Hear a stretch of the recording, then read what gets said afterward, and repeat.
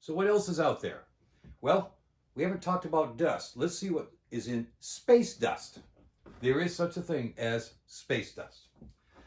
Well, we divide it into smaller particles and larger particles. How's that for technical terms? Smaller particles. All right, for the smaller particles, they are somewhere in the range of 0.005 micrometers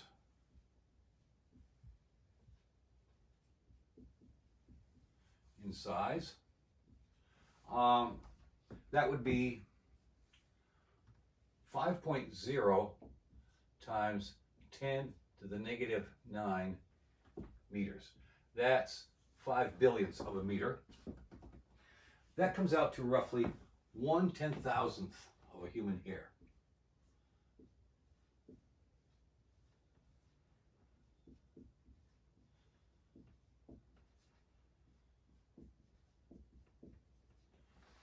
Okay, well, they're carbon-based.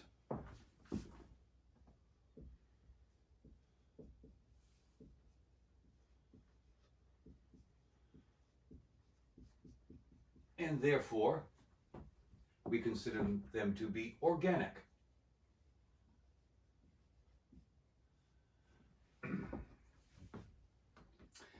And they are made up largely of PAHs.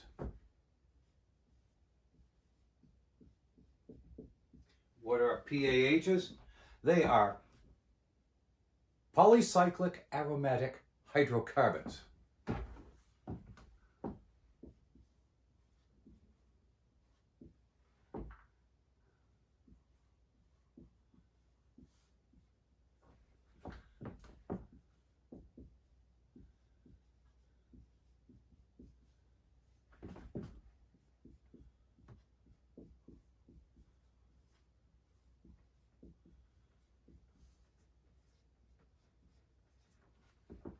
Well, what are polycyclic aromatic hydrocarbons?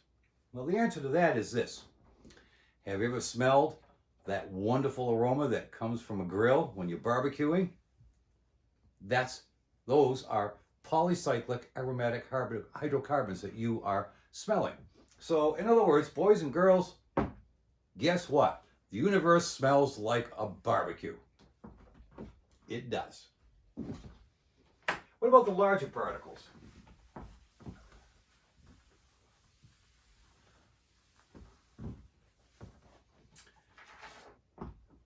These tend to be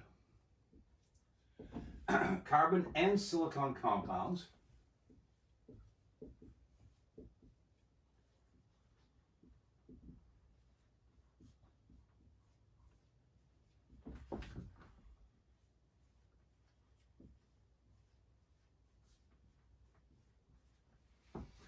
Surrounded with mantles of ice or other materials.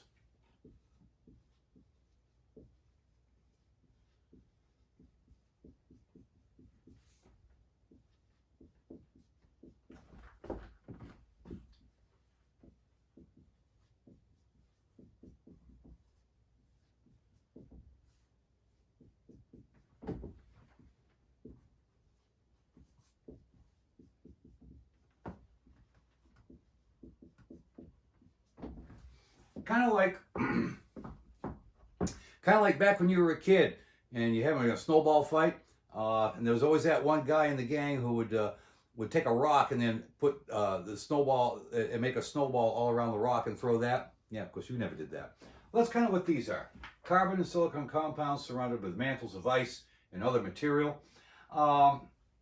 These tend to be greater than, number 2, they tend to be greater than 0.3 micrometers.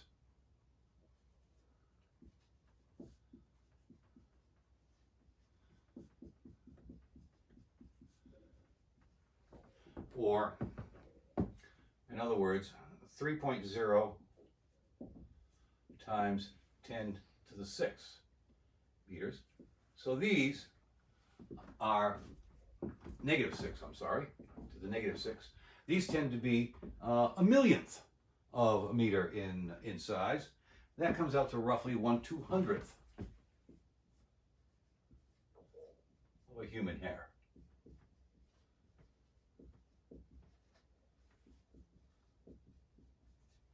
Okay. All right. So, what else is out there? Well, there are nebulae. What are nebulae?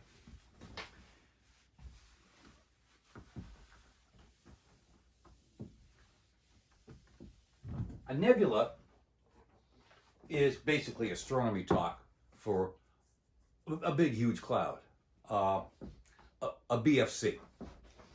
All right, so, but we'll define them this way. A dense region of interstellar gas and dust.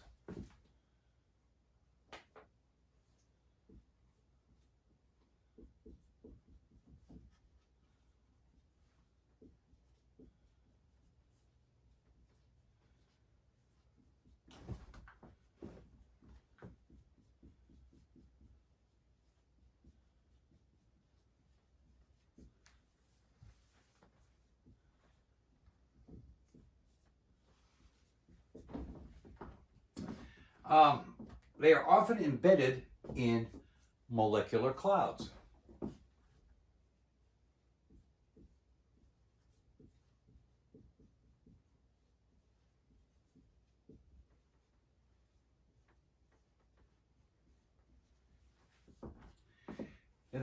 Molecular clouds are just larger regions of gas and dust.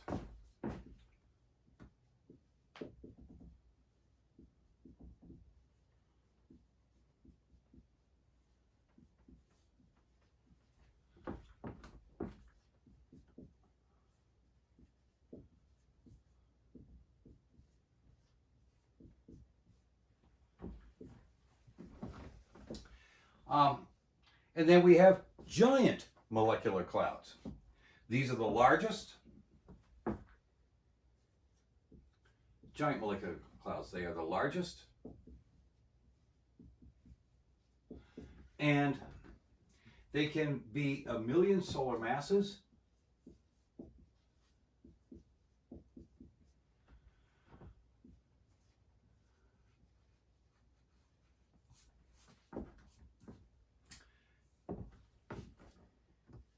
Up to 300 light years across.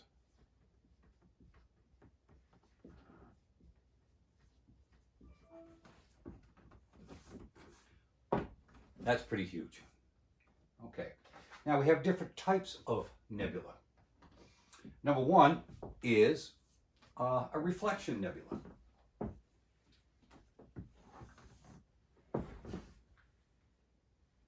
A reflection nebula scatters light from nearby stars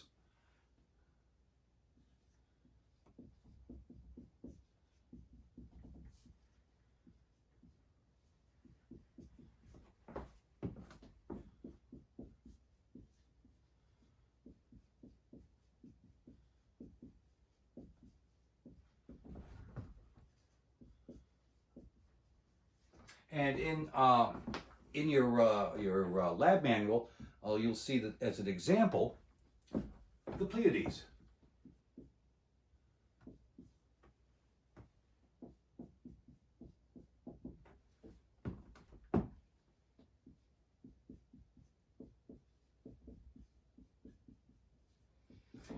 Think of it this way. Think of a foggy night and you look at a street lamp and you see that there's that haze around the street lamp. Or if you've ever seen a fireworks display on a foggy night, you'll see that not only do you see the fireworks, but you see the fog itself being lit up.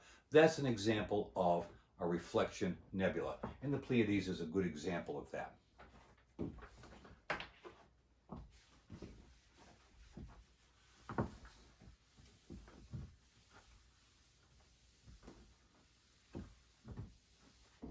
Another type of nebula is called the emission nebula. Okay, an emission nebula, the gases themselves glow.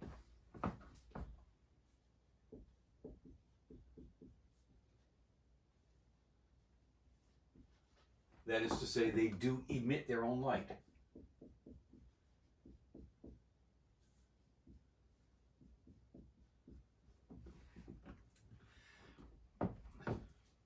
they do so from the energy of nearby stars,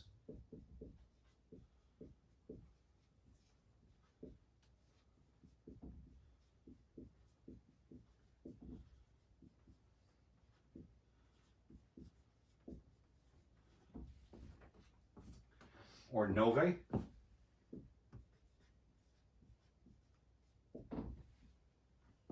or collisions with other nebula.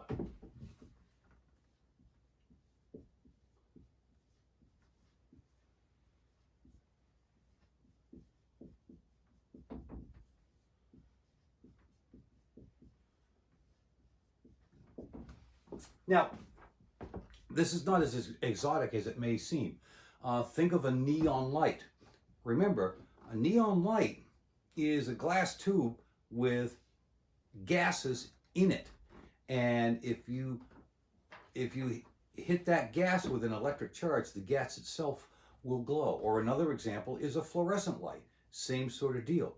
An old Z story, there were certain types of radar used by aircraft back in the day that would light up a fluorescent lamp even though it wasn't even turned on, which would kind of startle some folks if they were walking back from supply to bring in some new bulbs to the office, and they were out of, near the flight line, and they were testing out the radar. Guy would be walking along with some fluorescent bulbs in his arms, and suddenly the things would glow, and they weren't even plugged in. But yeah, that can happen. It's the same sort of thing that's happening here. Okay, dark nebula.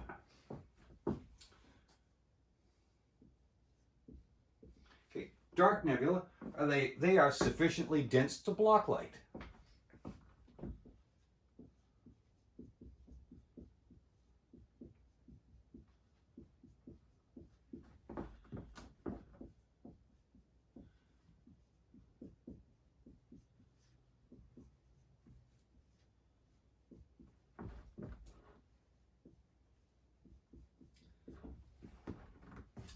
And that gets us to this term here, something called interstellar extinction, which is just a fancy way of saying the darkening or blocking of visible light.